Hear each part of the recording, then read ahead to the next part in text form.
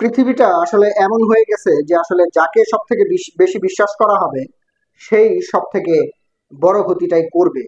তো এমনটাই বাংলাদেশিদের সাথে হচ্ছে। আজকে আমি আসলে কোনো সংবাদ কিংবা নিউজ বলবো না। আজকে যেটা বলবো যে আসলে বাংলাদেশিদের সাবধানতার কথা।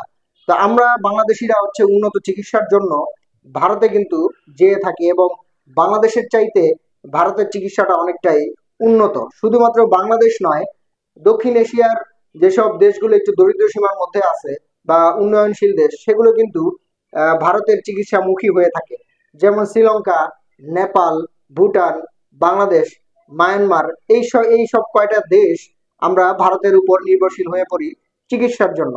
এবং বাংলাদেশিরা প্রতি বছরই লাখ লাখ বাংলাদেশি সেখানে ভারতীয়দের উপর নির্ভর করে সেখানে চিকিৎসার জন্য যায়।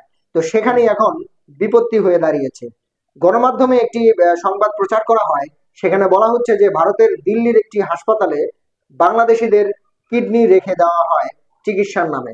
অর্থাৎ বাংলাদেশিরা সেখানে চিকিৎসার জন্য যায় এবং তাদের অগোচরেই তাদের ভেতর থেকে কিডনি রেখে দেওয়া হয়।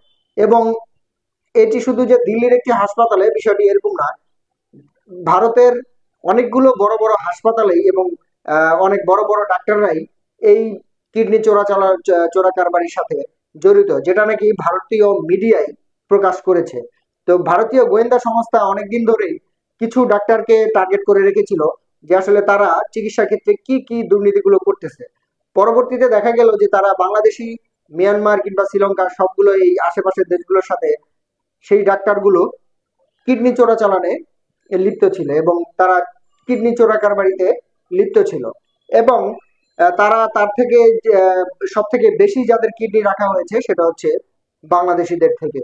তবে এখন কথা হচ্ছে যে আমরা যে আসলে বিশ্বাস করে ভারতের কাছে যাই চিকিৎসার জন্য, এখন সেখানে যদি আমাদেরকে এই অবস্থা করা হয় তাহলে আসলে বলার কিছু নেই। এতে করে ভারতের চিকিৎসা ক্ষেত্রে কিন্তু ব্যাপক পরিমাণে একটি দুর্নাম ছড়াতে পারে কিংবা ছড়িয়ে গেছে এই পর্যন্ত। এবং ভারতের চিকিৎসা ক্ষেত্রে ব্যাপক ধস কিন্তু নামতে পারে।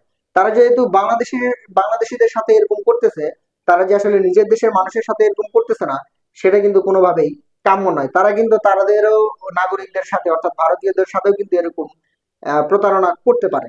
তবে গোয়েন্দা সংস্থা যেটা বলছে যে আসলে বাংলাদেশিদেরকেই সব থেকে বেশি এই কিডনি চোরাকারবারির শিকার করা হয়েছে। তবে বাংলাদেশিদেরকে আমি অবশ্যই আহ সাবধানতার কথা বলবো, যাতে করে ভারতের চিকিৎসা নেওয়ার ক্ষেত্রে সব দিক থেকেই যাতে তারা সাবধান থাকে এবং সজাগ থাকে, এবং ডাক্তারের হিস্ট্রি চেক করে যাতে ভারতে চিকিৎসার জন্য যায়।